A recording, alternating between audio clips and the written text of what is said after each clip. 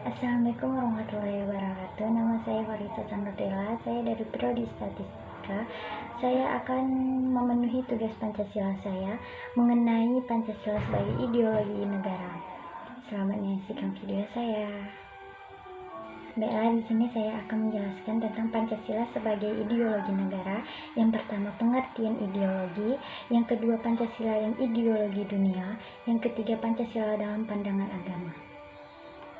Baiklah, saya akan menjelaskan pengertian Pancasila. Pancasila berasal dari bahasa Sanskerta yang terdiri dari kata panca dan sila. Panca artinya 5 dan sila artinya alas atau dasar.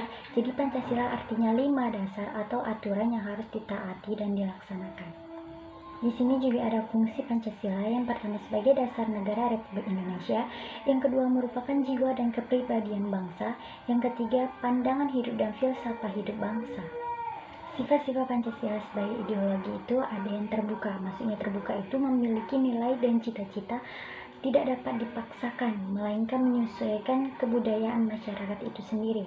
Yang kedua itu tertutup, bersifat memaksakan segala aspek kehidupan masyarakat di dalam Pancasila.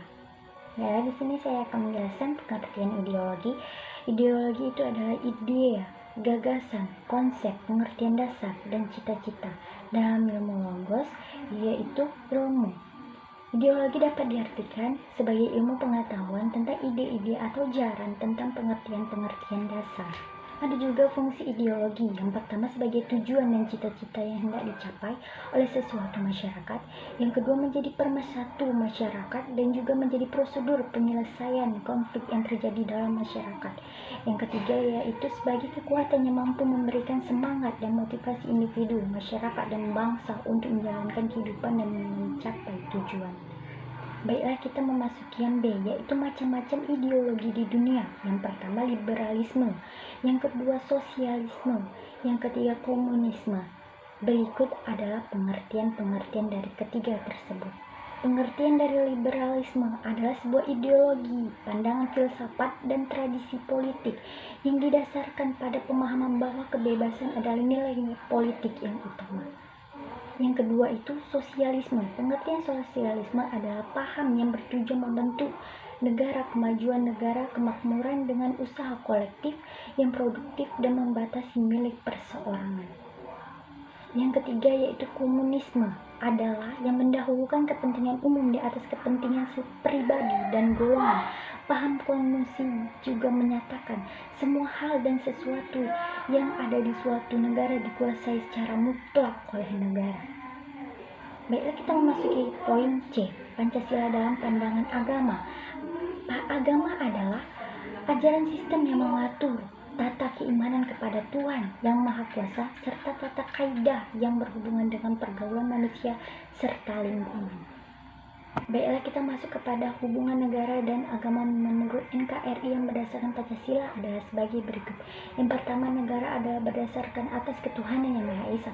Yang kedua, bangsa Indonesia adalah sebagai bangsa yang berketuhanan yang Maha Esa. Konsekuensinya, setiap warga memiliki hak asasi untuk memeluk dan menjalankan ibadah sesuai dengan agamanya masing-masing. Yang ketiga, tidak ada tempat bagi ateisme dan sekularisme karena hakikatnya manusia berkedudukan kodrat sebagai makhluk Tuhan.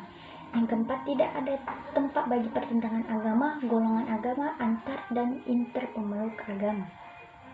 Yang kelima, tidak ada tempat bagi pemaksaan agama karena ketakwaan itu bukan hasil pemaksaan bagi siapapun juga. Yang keenam, segala aspek dalam menjalankan dan menyelenggarakan negara itu harus sesuai dengan nilai-nilai Tuhan yang Maha Esa, terutama norma-norma hukum positif maupun norma moral, baik itu moral agama maupun moral para penyelenggara negara. Yang ketujuh, negara pada hakikatnya adalah merupakan berkat rahmat Allah yang Maha Esa. Sekian presentasi saya, Farisa Chandratella. Jika ada salah kata dan ucapan yang saya ucapkan, saya mohon maaf karena kesalahan itu adalah datang dari saya, kesempurnaan milik Allah Subhanahu wa Ta'ala. Saya ucapkan wassalamualaikum warahmatullahi wabarakatuh.